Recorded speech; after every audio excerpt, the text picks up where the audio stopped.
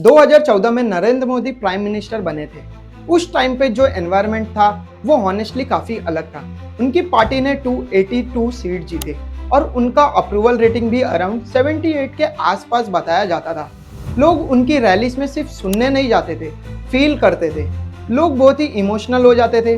Farmers हो, students हो या बिजनेसमैन हो, सबको लग रहा था कि फाइनली कोई ऐसा लीडर आया जो इंडिया को जेन्युइनली चेंज कर सकता है।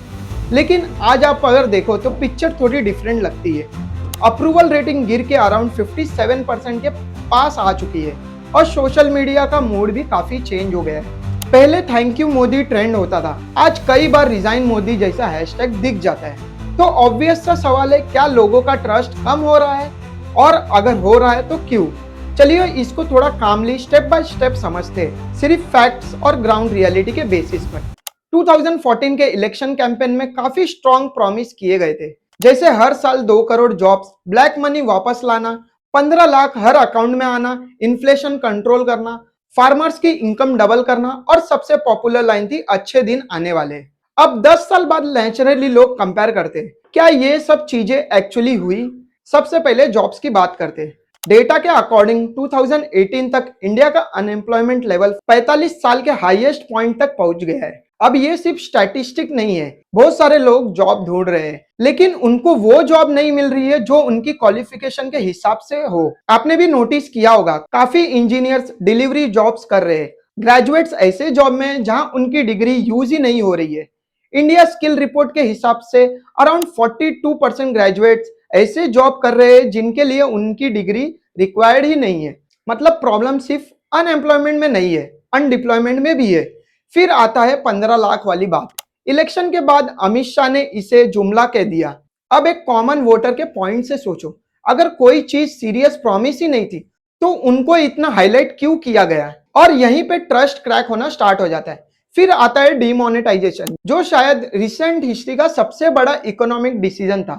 8 नवंबर 2016 रात के 8 बजे 500 और 1000 के नोट्स बंद। 8 नवंबर 2016 की रात्रि को 12 बजे से वर्तमान में जारी 500 रुपए और 1000 रुपए के करेंसी नोट लीगल टेंडर नहीं रहेंगे।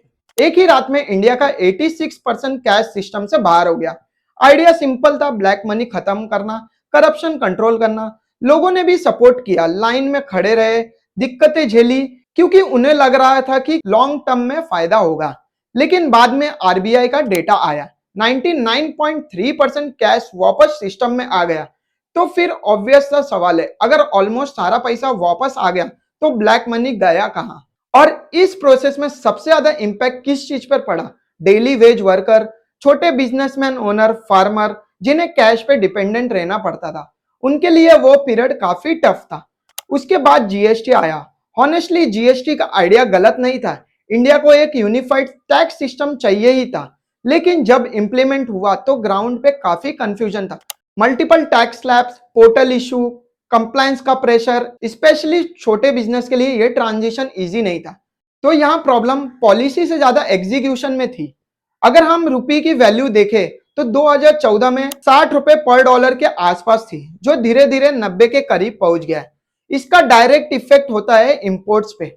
ऑयल, इलेक्ट्रॉनिक्स, मेडिसिन सब महंगा हो जाता है और अल्टीमेटली वो कॉस्ट आप तक आती है। इसी के साथ इन्फ्लेशन भी एक कांस्टेंट इशू बना रहा। एलपीजी सिलेंडर, पेट्रोल, ग्रोसरीज, ये वो चीजें हैं जो हर घर को डायरेक्टली इफेक्ट करती है। आपकी इनकम उतनी फास्ट बढ़ नहीं रही है, लेकिन एक्सपेंसेस डेफिनेटली बढ़ रहे हैं। अब थोड़ा लॉ एंड ऑर्डर वाले एंगल पे आते हैं। कई जगह बुलडोजर एक्शन का यूज देखा गया, जहां अक्यूज का घर कोर्ट के डिसीजन से पहले ही तोड़ दिए गए। 2024 में सुप्रीम कोर्ट ने इस प्रैक्टिस को अनकॉन्स्टिट्यूशनल बोला। और यहाँ बेसिक क्वेश्चन ये, अगर पनिशमेंट ट्रायल से पहले ही मिल जाए तो ड्यू प्रोसेस का क्या रोल रह जाता है? फिर 2019 में सीएए आया। इस लॉ में कुछ कंट्रीज के रेफ्यूजी को फास्ट ट्रैक सिटीजनशिप दी गई, लेकिन मुस्लिम्स को इंक्लूड नहीं किया। और इसके बाद देश भर में प्रोटेस्ट हुए और कई जगह सिचुएशन टेंस भी हो गई।